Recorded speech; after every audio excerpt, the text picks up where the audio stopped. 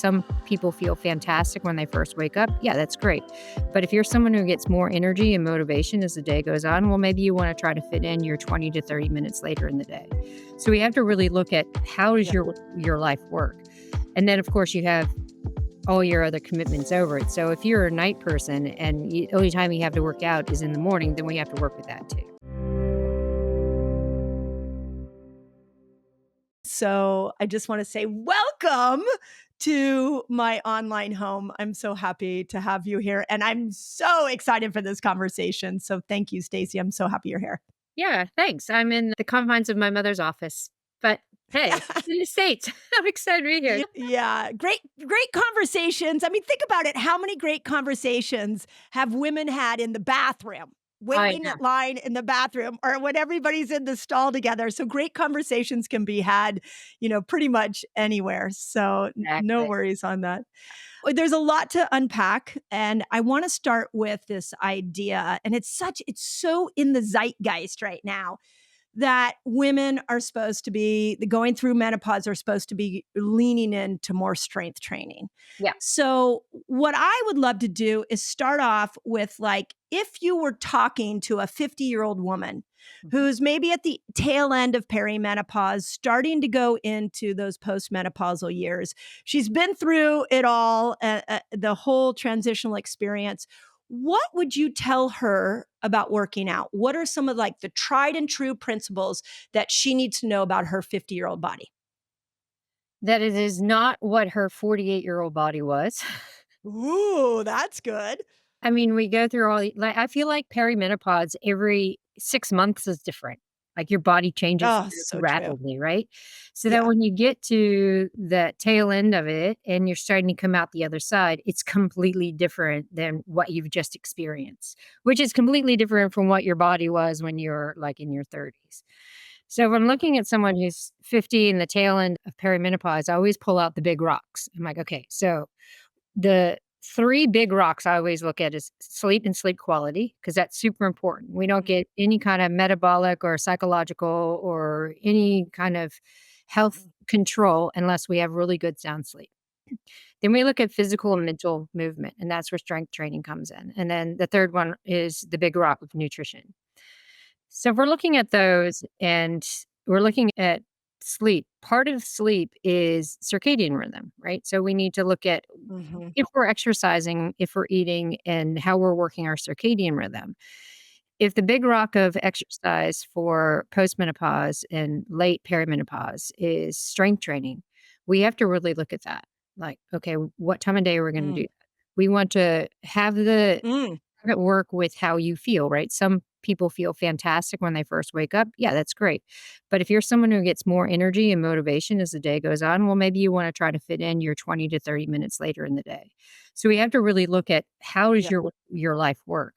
And then, of course, you have all your other commitments over it. So if you're a night person and the only time you have to work out is in the morning, then we have to work with that too.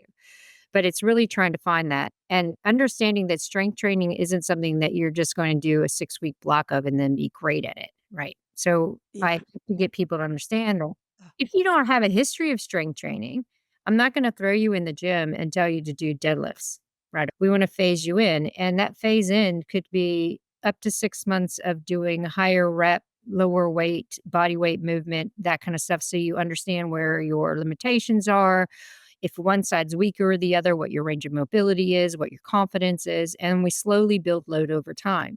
Because I get women saying, "Well, I don't know how to lift; it's too much, and I'm going to get You're injured." right. No, that's not what we're about. We're Yeah. looking at, are you going to be lifting when you're 80? Because that's my goal. I want every woman to have Right. some strength training when they're 80, 90 onwards. So we have to look right now. If you have a long training history, sweet. Let's go in the gym. We're going to do some cluster sets. We're going to set it all up. So we're going to lift heavier loads and really get into that central nervous system response. But if you've never done any of that, then maybe we start with 3 times a week body weight stuff.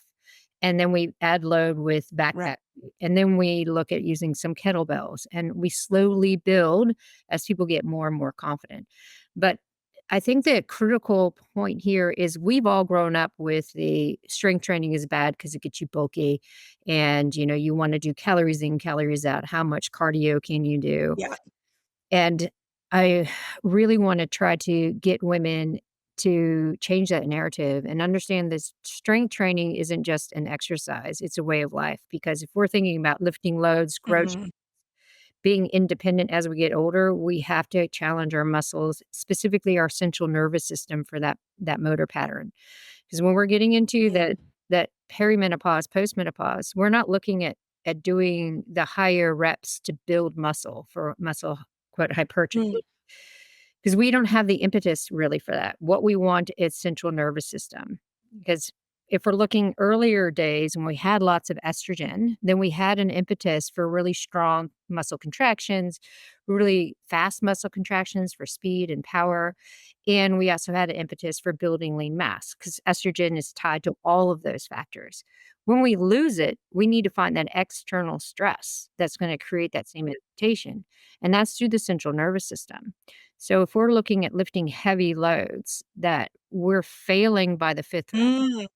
then we're really instigating central nervous system to say, hey, wait, I need to have more nerve patterns and nerve conduction to be able to stimulate these muscle fibers and to actually create more muscle fibers to lift this load. So we're taking estrogen out of the equation and we're creating a new response to get that strength and build that mass. Mm. So that's how we look at it. Yeah. We're building to be able to be independent when we're 80, 90, 100. I love that. I love that thought. I always tell people that literally every day I think about my 90-year-old self. And I'm like, "Okay, what do I need to do today to make sure that my 90-year-old self is who I want, is the woman I want her to be?" So I love that. Look at it through the lens of functionality. So, okay, so I have 2 questions on what you said. One is if we look at the patterns of testosterone, from what I can tell is that, and it may be more nuanced for the menopausal woman, so this is why I wanna bring this up, is that the biggest increase in testosterone happens in the morning. So, is that accurate? And if a postmenopausal woman gets more testosterone in the morning, wouldn't that be a better time to actually do strength training? Well, testosterone's like all the other sex hormones, is it has its own pulse. So we'll have a boost in the morning, kind of to try to counter cortisol. But if you are doing strength Mm, training, you get a boost after strength training. If you do true sprint interval mm, training, and we hear this rhetoric about how menopausal and perimenopausal women shouldn't do high intensity work. It's because the carry through isn't there. If you're doing it properly, then you have a boost of testosterone and growth hormone after that exercise. Exercise in mm, itself is a stress, and your body responds to that stress in particular ways to overcome it so that it gets stronger and fitter and can do it again. When we get into peri and postmenopause and we don't have all the pulse signaling from estrogen and at some points progesterone, luteinizing hormone, it tends to look at what are my available sex hormones and what are my available steroid hormones. So it's like, mm, okay, yeah, we need testosterone because it helps counter that exercise stress. It helps drop cortisol. We need growth hormone because we've just broken down all of this tissue. So we need to stimulate that mm. tissue to repair, and testosterone and growth hormone kind of go hand in hand. So we're looking at the pulse of Okay. these hormones. It's not just we see that it peaks in the morning and then kind of wanes off and then peaks again. There's ways of increasing the pulse of those hormones depending on what you're doing. So that's why, like, when we started this Mm, conversation, it's like understanding the woman and where she has the most energy so we can mhm, maximize those different pulses. A lot of women think that when they go to the gym, they have to come out feeling smashed.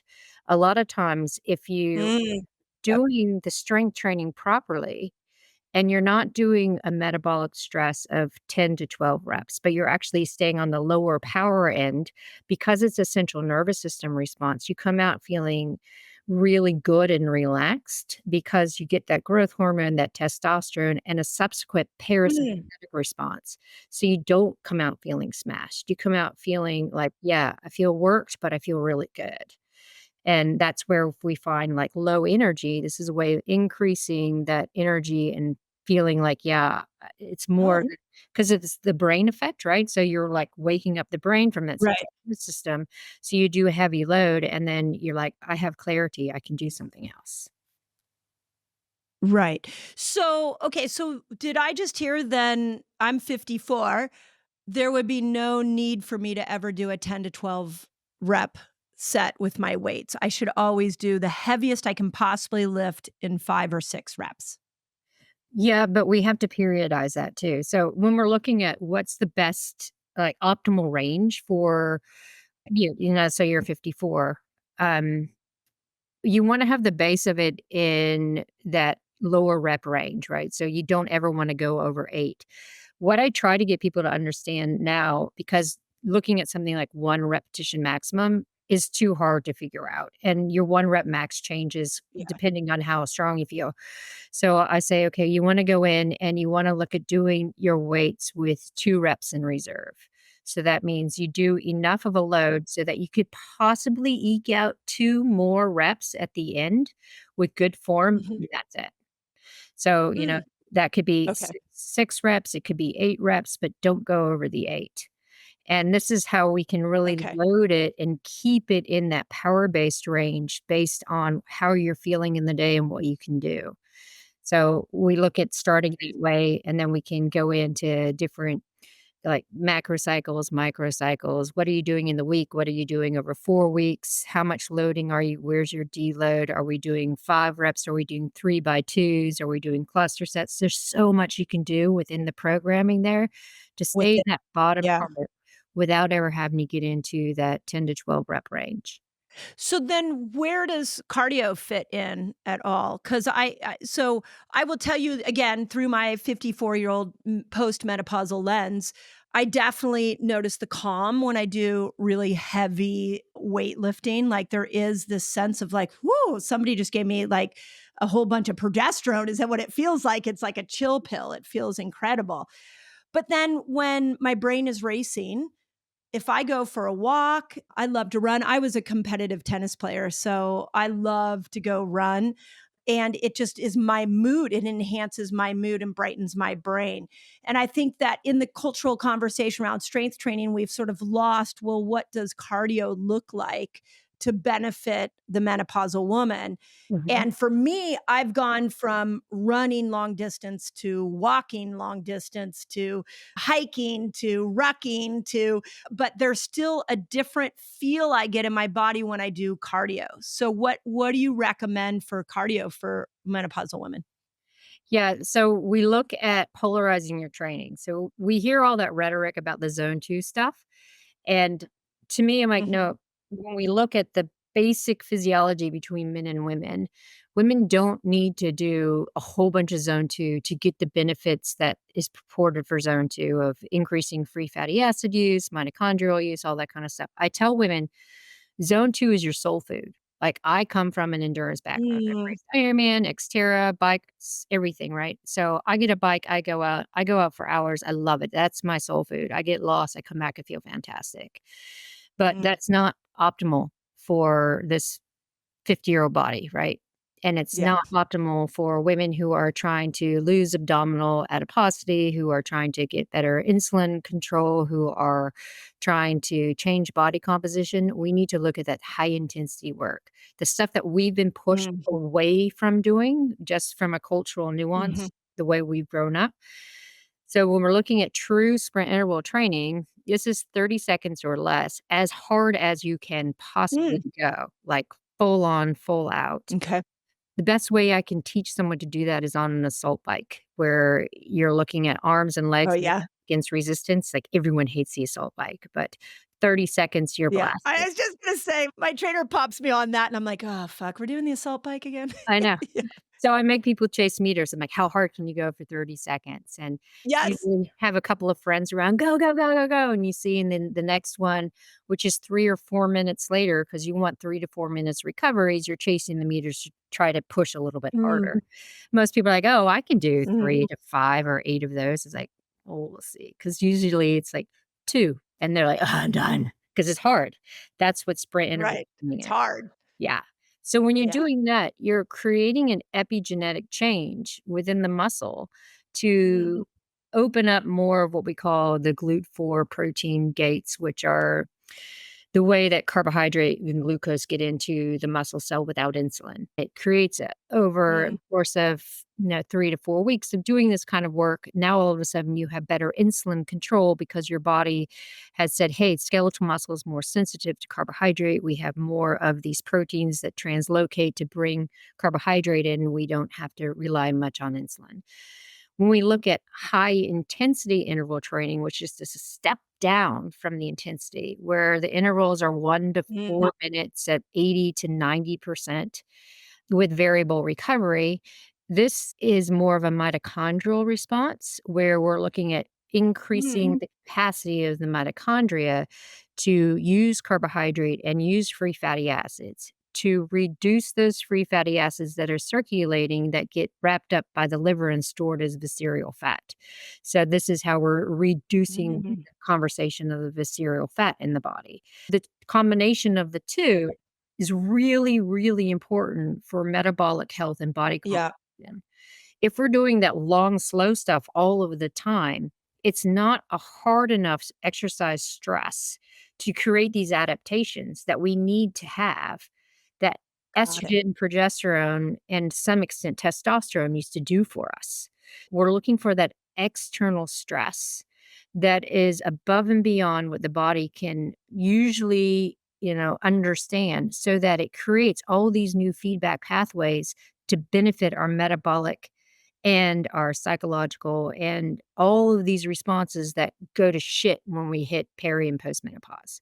Yeah. Yes, they do. When you go out on your long ruck or like me going for a long ride, that's our soul food, right? Because that's how we just get rid of the Yeah. stress and we get that elated feeling of calmness. And that's endemic because of Yes, our backgrounds. But if someone hasn't been right, doing that, I'm not going to say, okay, now on the weekend, let's go for a 4 hour ride or a 3 hour ruck because that's contra right. indicative to what we want for the body. Ri Okay, so let me sum up then. What I heard is there's 3 categories of exercise that we've talked about right now. When you're doing strength training, you wanna do heavy, less reps. When you're doing cardio, you really want to do sprints that push you in short intervals. And when you just wanna calm your mind and feed your soul, I love the way you said that, that's where your hiking and your walking and your riding come in. And they all are, we all call them exercise, but for the or the menopausal woman, they all serve a different purpose. Exactly. Exactly. So where does something like yoga fit in or Pilates, or anything like that? Yeah, I put that as like part of the soul food because there's some people who love yoga and love the Mm, power yoga and the feeling yeah. from it. From Pilates, it's not pure strength training, but it's more the proprioception and the balance. Doing plyos on the jump board is not true plyometrics. So, because it's not Mm, loading the bone in different metrics, but it is good. It's a complementary aspect for core strength, functionality. So, there's definitely a time and a place for it to fit in. But again, it shouldn't be the bread and butter of it all. Because the other thing is brain health. Like, if we talk and listen to a right. lot of stuff that Lisa said, we have to look at exercise and the way that it affects our brain and brain function. So, if we're looking at neural pathways, this Mhm. is where that heavy lifting comes into play because if you're using central nervous system response, you're creating new neural pathways. So, it's like doing Sudoku, except Right. through exercise. If we're doing that high Yeah. intensity work, that actually produces more BDNF or brain neurotrophic factor Yeah. than moderate intensity or low intensity. And we're trying to increase the volume and the tissue health of our brain. So if we're doing both of those, Right. then we are really benefiting our brain health, attenuating dementia, attenuating Alzheimer's, kind of Mhm. countering that amygdala change that happens with menopause because you're creating that stress Mhm. and the brain is responding to it as well.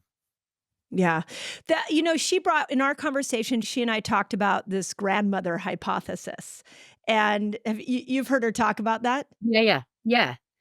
It's So really interesting, yeah. so I'm really fast it's really interesting. So I have a team of researchers that I will ask to go like scour PubMed and find me research. So I was like, go find me stuff on this grandmother hypothesis after I talked to her. And, the way I think about things is everything in the body makes sense once you understand it.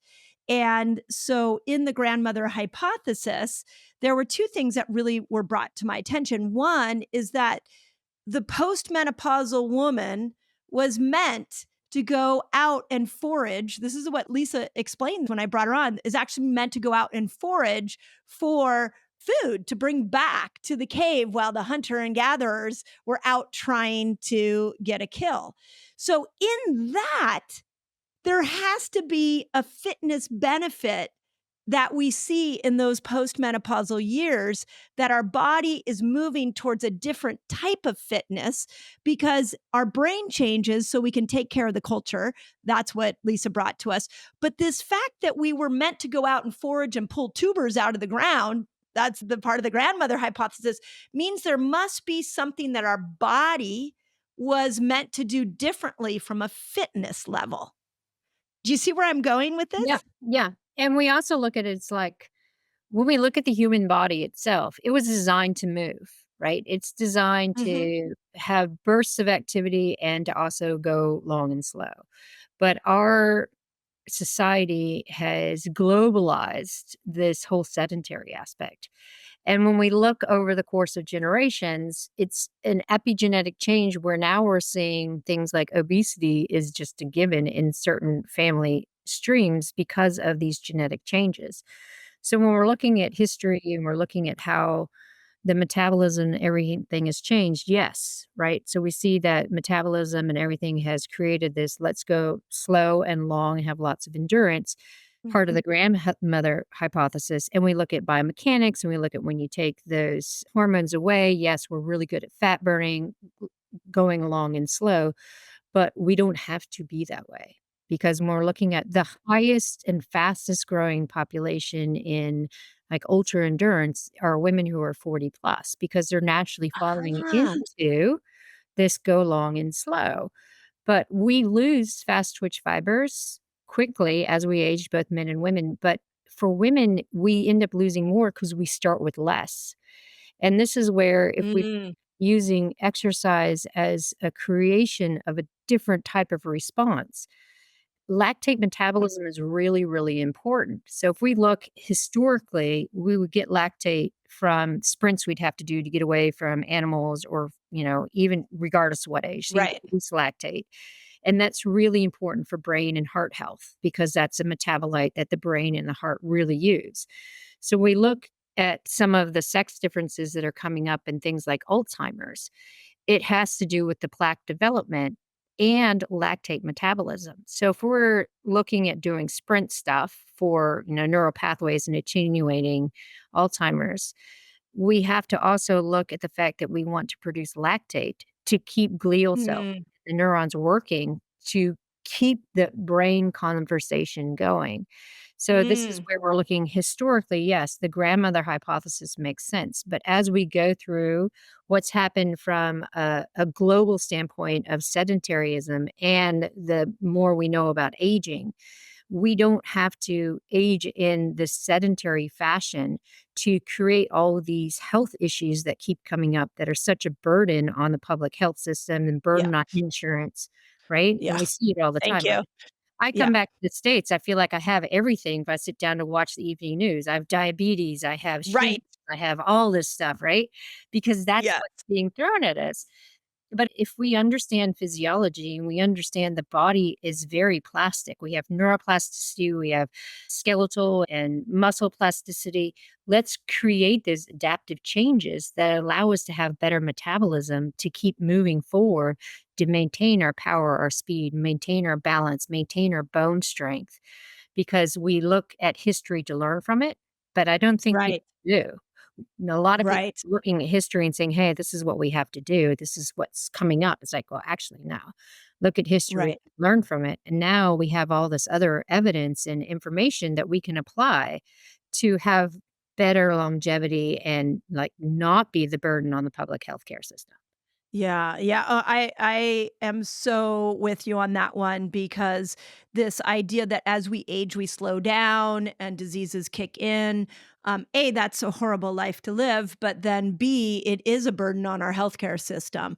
So I do what's interesting about this flip on the conversation that you and I are having and many other people around menopause is that the old thought was, oh, you went through menopause and then you just rested and Yeah. you sat in your rocking chair, right? And you It's just in a kick back golden and rule, that's right. You're like, "No." And I mean, that's my mother. My mother is 84. That's her. Like, she doesn't have an athletic bone in her body. And yet, what I'm hearing is now we're saying the 180-degree opposite, which is you're losing these hormones, but you can use exercise to actually make this transition smoother, bring them back a little bit, like testosterone and growth hormone. And that is ultimately going to have a brain effect. And so, if maybe in my 30s, I was exercising to look good. In my 50s, I'm exercising to make sure that I'm thinking properly. Right. Exactly. Because, what's the thing that's been going around? You wanna be the oldest person in the weight room, not the youngest person in the assisted care. I was like, "Yeah, that's Oh, right. I love that. It's totally Oh it." my God, that's so good. Yeah. That's good. So, okay, so then, before we go into the fasting conversation, I would say the other challenge that we're seeing a lot in our community, I'm sure you're seeing it in yours, is that as collagen goes down, injuries become more prolific. Yeah. And we're now living in a time where we're getting a lot of new information coming out about some of the musculoskeletal injuries, frozen shoulder being the biggest. So, is there anything a woman can do if she's listening to this and she's like, okay, I'm going to go to the gym, I'm going to start lifting heavy weights, and I'm going to start sprinting up a hill? How does she make sure she doesn't injure herself?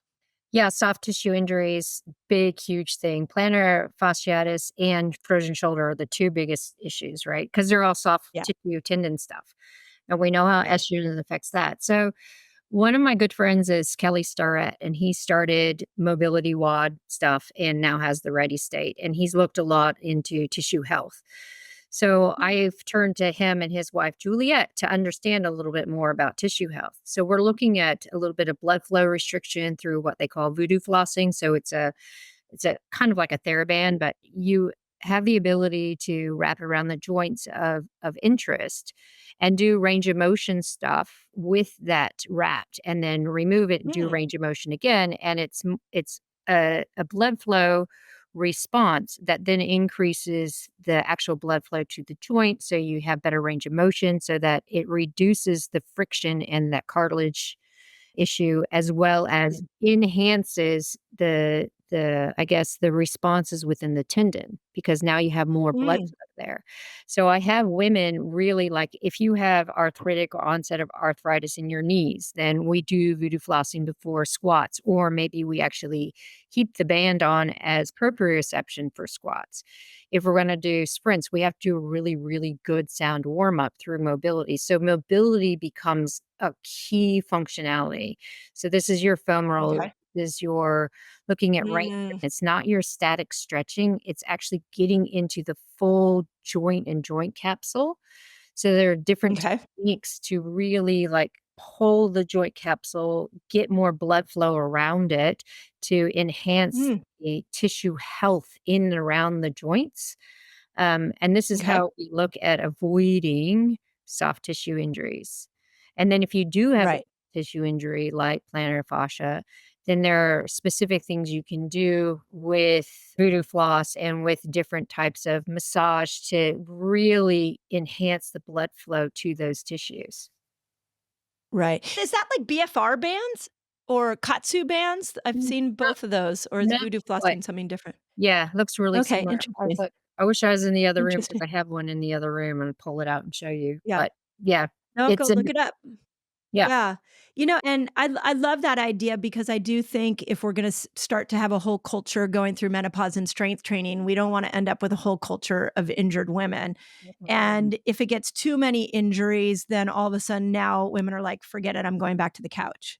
Yeah. So that's really it's interesting to know that there are some other ways we can look at it. And what I also heard in what you said was foam rolling, stretching, warming up, becomes more important in these menopausal years than perhaps it did in our 20s and 30s. Yeah, it used to be get up off the couch, run out the front door and go, but now it's like, oh, 15 minutes of Yep. mobility, and then I go do my sprints, and then I come Yes. back and do some more mobility. Yeah. Yes. Okay, I love that. So, okay, now going back to the grandmother effect, and this is really, you and I talked about this before we started recording.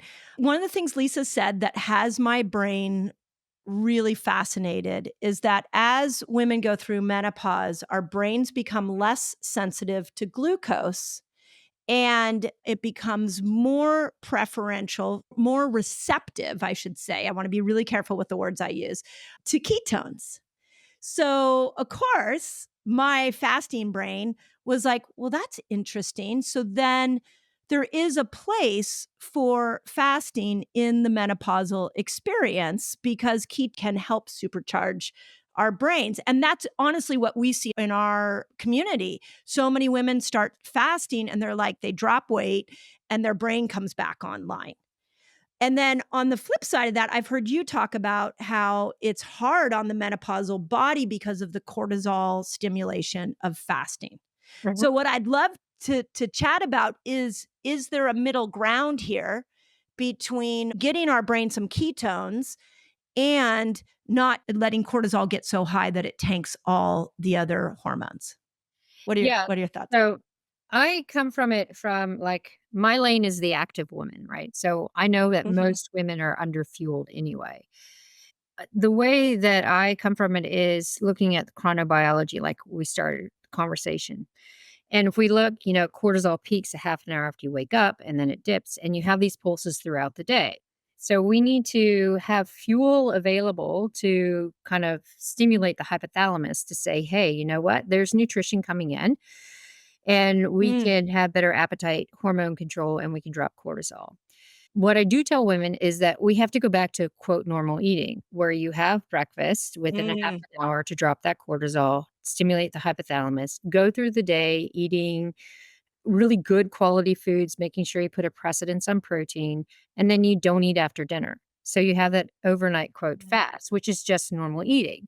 So if we're looking at that overnight mhm, fast, your body has an opportunity to repair, you're developing some ketones. And then when we get into that whole brain health conversation, where I'm looking at it at the new research and stuff that's coming out about Alzheimer's and dementia, primarily, you know, lots of my friends' parents are experiencing it. My grandparents had dementia. So really interested. And we're seeing mhm. this cultural Yeah. divide first, right? So if we're looking at the population that's being studied right now with dementia and brain fog, it's the women that were not challenged because they weren't allowed or they weren't Mm, really proficient to go out and become doctors and lawyers and neuroscientists and all the kind of brain stem jobs that are available now. mm. And they were not encouraged to exercise. So now we're looking Right. the research is coming out about fasting and stuff in postmenopausal women is a cultural nuance because they haven't had the same brain exposure challenges that we've had because Uh-huh. of our availability. So we start looking Yep. specifically at brain metabolism and trying to get rid of or stop the plaque development in Alzheimer's. This is where they start looking specifically at lactate metabolism to improve glial cell conversations. And lactate is the byproduct of a lot of glucose metabolism. And this is where looking at the high intensity work comes into play. When we look at Right. ketones as well, for women who are not exercising and not producing lactate, and because we have this glucose misstep, then that's where the ketones come into play. So if we're looking at a non active Mm, population, then yes, we can look at using fasting strategically for resetting our circadian rhythm and improving some of the brain metabolism. But in my pop of active women, we need to change up the activity and make sure that we are working with our hormone pulses. We're producing lactate on a regular mm, basis to affect the brain metabolism in a way that a non exercising population would use with ketones. So this is where you and I have mm, very similar ideas around what we want to do with metabolism, but our populations are different. because I'm working within that Right. active population and looking at brain metabolism and longevity and body comp through that exercise stress, as well as the fueling. Yeah. And then you're looking at it from your practice and the general pop who doesn't really exercise, right? And so we're looking at two different Right. Yeah. populations that we want to have the same outcome, but our methods of getting people there are a little bit different. So I think that Yeah, that was so really brilliantly said. And, again, to let the listeners in on what you and I talked about ahead of time is, part of the reason we're having this conversation is because we have so many women that both follow us. And what they're hearing is you're saying don't fast, and I'm saying do fast. And what I hate about social media is you need a conversation like this to understand that there's more nuance to this. And what you and I are both in alignment on is when you put yourself in states of hard and you push yourself, you will see your aging brain perform differently. And that is a beautiful thing over time. And what I also hear from you is so if I have a woman who's completely sedentary, she's never worked out before. And this is one that I've been really thinking about as this exercise conversation has come back online. Then short I'm a fan of cycling fasting. That was the whole purpose of Fast Like a Girl was like, don't fast the same way all the time. Look at it as tools. There are 6 different levels of fast that I saw in the research and I saw in my clinic and online that worked. But just like you have a dumbbell and you have a sprint and you have the voodoo bands and all this, they're all just tools that we get to pull out when we need them to push ourselves out of apathy, right, really, so right. that we age better than we've been aging before. Okay, check this out. I have a free fasting guide for you all. It's free, and it's going to teach you all the basics of fasting. It's going to teach you how to kill hunger when you fast, which is really cool, and it's going to show you how to break your fast, among many other things. All you got to do is click on the link below and enjoy. Yeah, and like you said, the problem with social media is they put everything into one bowl and mix it. And so they're like, That's right. "Oh, you're a woman of a certain age. You need to fast, you need to exercise, you need to do this and that." And they don't mix because that's like taking the whole That's right. table, dumping it in and saying, "All my tools are together. Why am I not fixed?" It's like, no, we look at That's what's right. on the table, right? We have some menopause hormone therapy over here. We have exercise over here. We have different metabolic control here. And we want to strategically use them when we need to. I'm so happy we're having this conversation because that's exactly what I've been saying to my people. We can't take the tools. Like this is the way I look at it. If I had a toolbox and I was repairing my room and I took the toolbox into the room, I wouldn't pull the hammer out and the screwdriver and be like, well, the hammer's better than the screwdriver. Right. I wouldn't put those two next to each other. I would say, okay, there's a time to use the hammer and there's a time to use the screwdriver. I should probably figure out what those times look like. Yep. But just the sheer aspect of reels and shorts and the attention span of the public, we have all these tools that we are saying this is good and this is bad. Right. And yet they're all just tools. Yeah. Is Yeah. beautiful. I'll get questions from breast cancer patients. And they're like, Mm. "My oncologist told me I should fast, but I exercise, and I hear from you that I shouldn't fast." I'm like, "Oh, wait a second. That's another population that's different. We want to use exercise Yes. during chemotherapy and radiotherapy as maintenance and keeping things going, but fasting can be really powerful when we're looking at attenuating some of the cellular mechanisms that happen with cancer. But that's a conversation to have with Yeah. your oncologist, not through social media with me. So again, we have those different Yeah. populations, right? And so it's like, okay, Yes. let's stick to this lane. Yes. I'm generalizing for the healthy woman who exercises, and there are nuances here and there are nuances there, Yeah. but I can't explain all of that in a 20-second reel. Yeah. Oh my God. I love you. You can watch my Instagram and Facebook over the next couple of days. I just put out a video where I'm like, I think we need a user's guide on how to navigate health information on social media. And the very first thing I said is you need to understand there's short form content and there's long form content.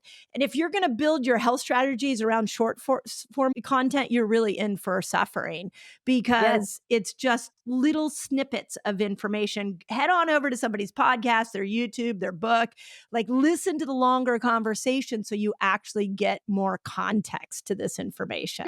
It's Now I crazy. have this image of like the short reel and a woman who's just off the couch, goes to the gym, tries to deadlift 200 pounds with a voodoo floss band, not eating.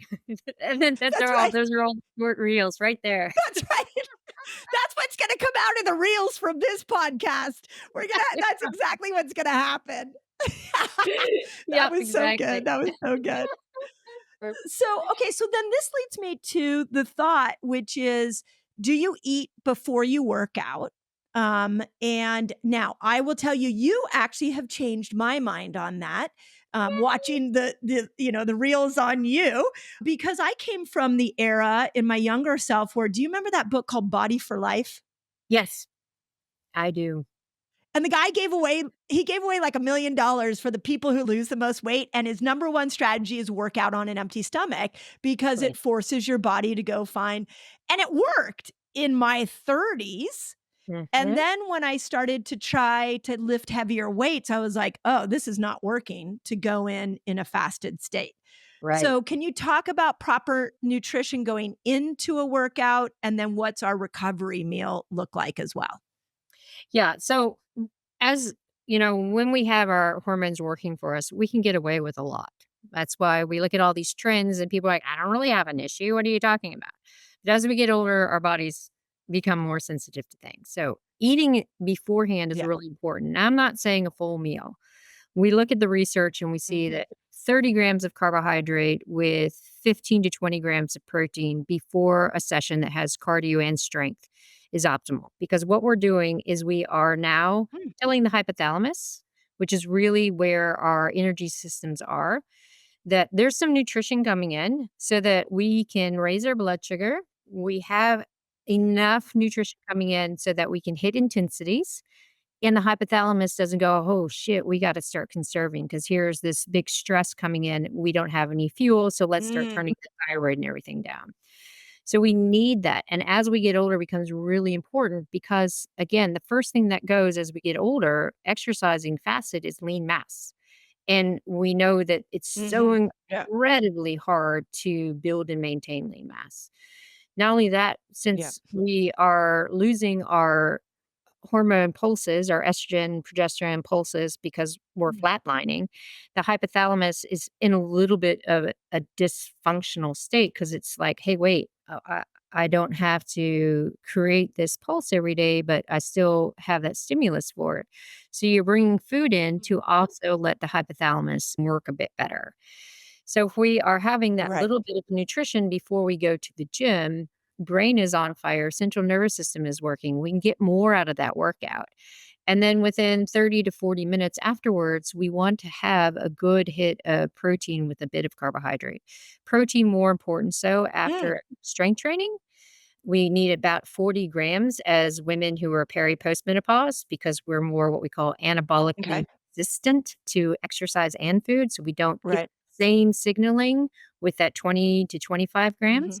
We need more protein, and the protein is important because not only does it allow the muscle to be flooded with leucine, which increases the triggering for building lean mass, but we also have an increased amount of amino acids circulating, which helps with metabolism, Mhm. helps with the brain to recover, and to really help with that testosterone and growth hormone response because it needs amino acids to actually function.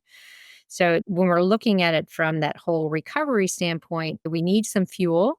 We want to go into hypothalamus Yeah. is working so we can fuel our workouts properly. And then we need to refuel afterwards to get adaptation going to help with brain function to keep those signalings going. And then we can move on with the rest of our day. Okay. So how long before, just so I can recap, like 40 grams of carbohydrates and 15 to 20 grams of protein beforehand. Was that right? 30 grams before 15 ish. Oh, yeah. And I mean, Okay. within the hour, but if you're someone who gets up and goes Ah, to the gym at 5:30 in the morning, I don't want you getting up to have food at 4:30. You could have it on your yeah, drive to the gym, right? Just as yeah, long as you okay. have something in. Yeah. Okay. And then afterwards, the key really is bumping up to this 40 grams of protein. And what did you said 30 grams of carbohydrates, Afterwards, which it depends on what you did. If you're just doing strength training, then you could okay, have your 40 grams within that 30 to 40 minutes, and then your real meal up to 2 hours later, and that takes care of the carbohydrate aspect.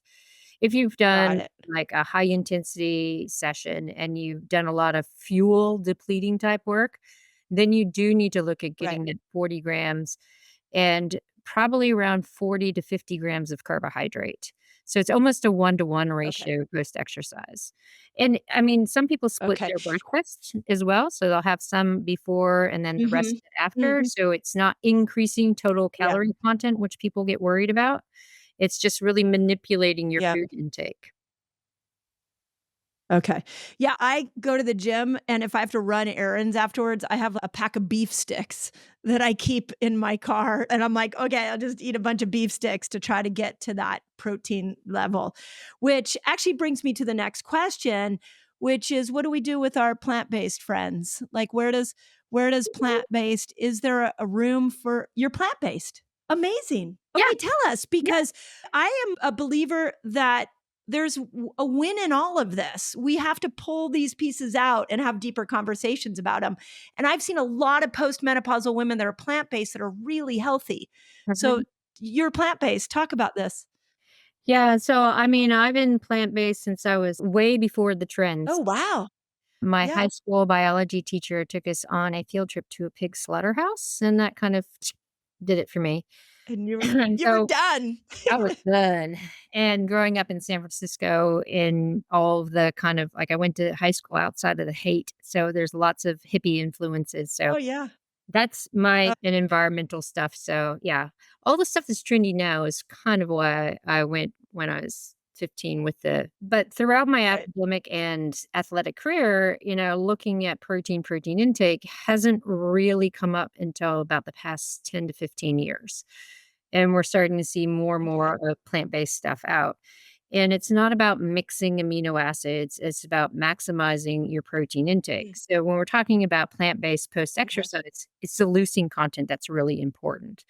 So we need to get around Mhm. 3 Okay. grams of leucine, and we see that's around 30 to 40 grams of whey protein, and you can get that equivalent if we're Okay. looking at pea protein isolate with maybe some hemp, or if you're not someone who's going down the powdered route, then we can look at things like chia seeds and nuts and oats soaked together with Yeah. goat milk or almond milk. And Mm, so there's ways of building that protein intake with plant-based foods that are high in okay. protein.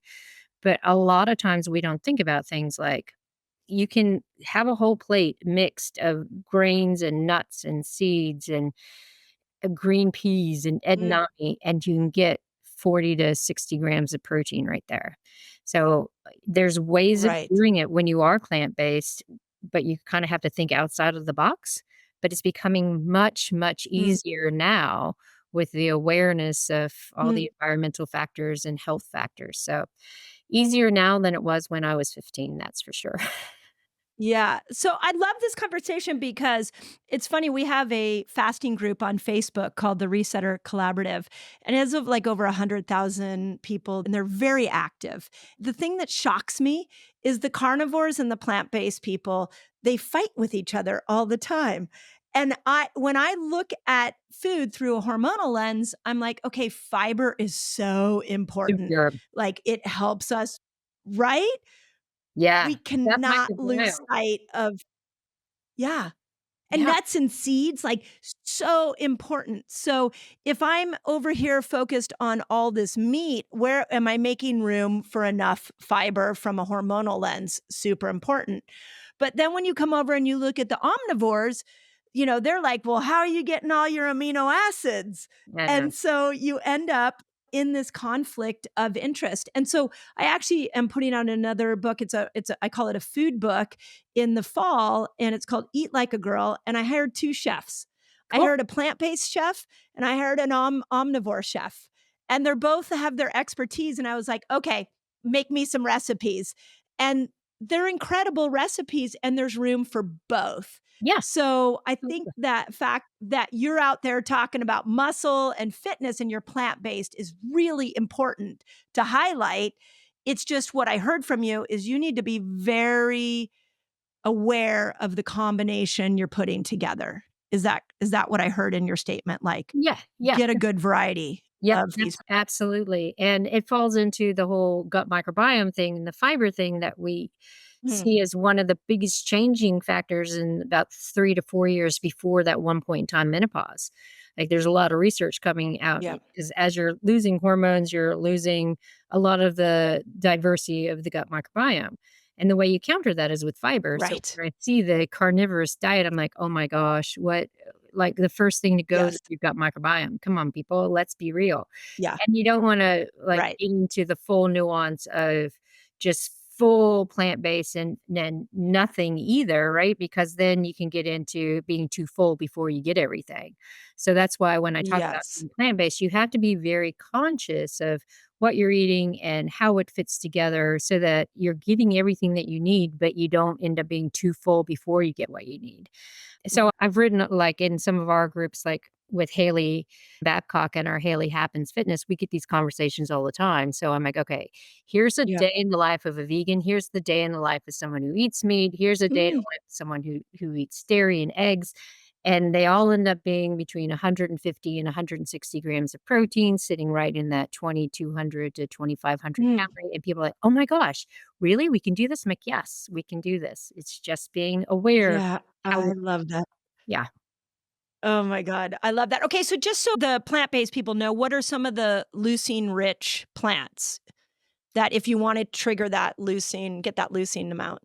So interesting, we look at edamame and green peas. So those 2 are really high, and people are like, "What?" It's like, yeah, Yeah. and we look at spirulina. So blue and Mm, green spirulina, like ounce to ounce, is the highest plant-based protein, almost complete mm, protein that you can get.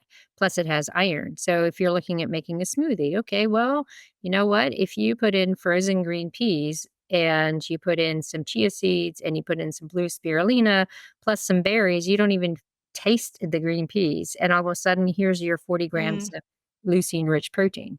It's I love big. that. It digs a bit and Yeah, I mean, well, the smoothie's great because you can hide anything in it. Like, just put enough flavor in it, and you can get all the good things and not even taste it. Do you think we got the conversation on soy wrong? I do because it's been taken out of context. Because if we look at Yes. phytoestrogens and all the good things that happen and the Japanese culture of longevity, it's not just Mm, the soy. It's how they live, it's the other things they eat, and then when you bring it over to the Western diet and you start adding soy, it's so ultra processed that there's lots of side effects. If you're not r sensitive to some of the side effects, then yeah, implement it. But for me, like, I can't do tofu, but I can do tempeh because of the fermentation aspect of it. Like, oh, I wouldn't use soy milk because it gives me too many of the negative side effects, but other people don't.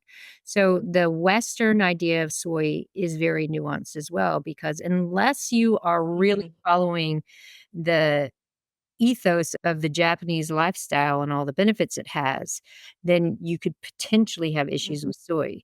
When I look at soy as a protein mm, source, I was like, it takes 50 grams of soy protein powder to match 20 grams of whey, but it only takes 30 grams of pea protein isolate to match that 20 grams of whey. And the thing with pea isolate, oh, it's just on the cusp of having enough leucine. So all you have to do is add maybe another half a tablespoon, and then boom, you've hit that leucine context. But with beautiful. soy, it's so much more. So again, I feel like I Yeah. need to write a book about all of this, but I think it would take too much time. Yes, right. We'll just have conversations. Yeah, it like the new yeah, I was just say what would the book could be called, like, The Nuance of Menopausal Nutrition, Yeah, and, like, here's all exactly. the things that you really need to know. So, Yes. okay, I wanna go back to the timing for a minute because I brought Sachin Panda onto my podcast, and we talked specifically about when you should eat, like that first part of your meal. Mhm. And so the question, he said you wait an hour.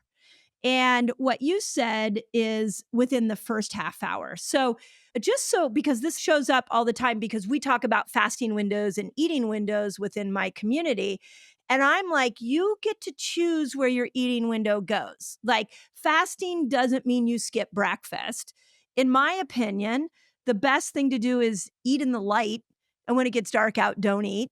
Mhm. And you sort of said this earlier on, make that middle part of your day your eating window. So, how do you feel about that theory of like matching your eating with light? Mhm. And what I'm sure you're aware that, it's not that far off from eat within the first half hour, but he basically says don't eat within the first hour. So, do we have any way of rectifying those two statements? Yeah, so I look at, like I said, physiologists look at cortisol and when they peak. And if you're looking at that cortisol peak, that's a half an hour after you wake up. And for women who are already sympathetically driven and we're looking at lowering cortisol, you want to counter it. And the way you do that is with some protein carbohydrate. So that's why I'm like, you want to eat within that first half an hour to really bring that down. And if you're a coffee drinker, then you definitely want to have some food with it, right? Because if you're drinking coffee within that half an hour, then you're just going to perpetuate the breakdown effects of cortisol. So when we talk about cortisol and the way that it nuances, especially in peri and postmenopausal women, and that increase in that baseline amount of cortisol, we want to do what we can with our circadian rhythm, and we can do that with food. So if we're looking at food and Mm, looking at dropping that cortisol to get less of a response over time, then we want to use food to do that. So that's how I look at it. When we're looking at what okay. Satya's saying, he's looking at, primarily male data and the difference in the Yeah, for sensitivity of sure. cortisol. And when we look at population research, we see in both men and women, those who have their eating window by 8 a.m. and then they stop by like 4. So 8 to 4 end up with Mhm. all the health benefits that we see with the fasting research. But for those who delay their fast till noon and then their eating windows from like noon to 8, they end up with more obesogenic outcomes because they're fighting their circadian rhythm Mm, and all the nuances because circadian rhythm isn't just a whole body thing. All your cells have its own circadian rhythm. So if you're not working with that, then mm, you end up with a whole misstep. So again, I come back to right. physiology, circadian rhythm. What are we looking cellular circadian versus total body circadian? And I say that as I'm completely jet lagged from flying across the world, right? I got You're doing amazing being jet lagged. yeah, there you go. So, could it be as simple as putting some protein powder in your coffee if you don't love breakfast? Yeah, Like, if you don't gravitate towards food? yeah, I don't really get hungry till 11 or 12, but I get up at 6. So I'm like, Yeah. okay, well, I have a cold brew coffee with a scoop of protein powder and some almond milk in there. So I'm getting some carbohydrate, I'm getting some protein. Brain's like, yeah, there's some fuel coming in. And then I have something to wake me up. Yep. Yeah. It doesn't have to be a Yeah. lot, but it Amazing. is enough to Right. get the signaling going that there's stuff coming in. Yeah. I've done all kinds of weird things in my coffee, and people always ask me, "Are you still fasted?" And I always say, "It depends on how you look at the fasted state and what you're trying to do in the fasted state." So, you can put protein in and maybe you turn off autophagy, and that's okay because today's your strength training day and you wanna lean more into mTOR and more into protein. So, you put a ton of protein, put tons of collagen in, put some MCT oil in your coffee, you have a little meal there, and you may actually still be in a mild ketogenic state. And that might actually work for you to go lift in the gym. I think, again, I love the idea of N of one. Like, be your own N of one. Take these principles and play with them, find out what works for you. Then you'll get into a rhythm. The other concept is the best health habit is the one you can stick to. Exactly. So it's like once you find your rhythm, now all of a sudden it works. Right. So, Right. one last thought was creatine. Everybody's talking about creatine. What do you think of that? It's great. It's one of the most studied supplements, and it's so important for women. mean, we have 70% of the stores that men have anyway. And we do produce some in the liver, but when we look at a lot of the clinical research that comes out from a health standpoint, it's so important for muscle function, gut function, heart function, and brain function. There is a new website, Creatine for Health, that posts all the most recent studies on it. And it's everything from Ooh, pregnant women all the way through old age. And creatine, like, so important to improve all the fast energetics. And in particular, again, it comes back, like, I'm interested in brain health, and it's so important for brain health. yeah. And you can put it in your coffee. You can. You definitely can. That's why I brought it up I mean, there's a lot that can go in your coffee that really works and brings all these principles together. Okay, where are my gals that are struggling with hormonal imbalance? Bloated, feeling like you're not making progress with weight loss? You need to add these foods in so that you can support better hormonal health. There is a lifestyle that estrogen wants you to live, and there's a lifestyle that progesterone wants you to live.